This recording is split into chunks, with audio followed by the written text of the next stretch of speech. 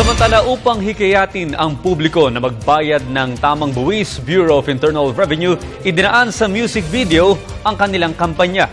Para sa detalye, balita mo kami, Haji Kaaminyo.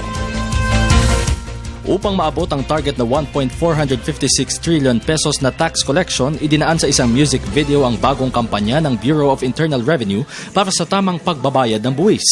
Gamit ang bagong logo na Register, File and Pay o RFP, layunin nitong maabot ang target tax collection sa pamamagitan ng pagpapalabas ng naturang video sa telebisyon at sa online media. Sa inilunsad na 2014 National Tax Campaign, sinabi ni BIR Commissioner Kim Henares na inaasahan nila ang kooperasyon ng publiko maging ng regional offices ng ahensya para sa Unified Campaign.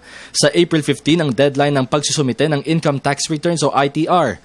Basically, people always ask me what new things are we going to do this year to help us hit a new goal of 1.456 trillion. And basically, my answer has always been, we would just keep on sustaining what we have already put on the pipeline, all the reform project.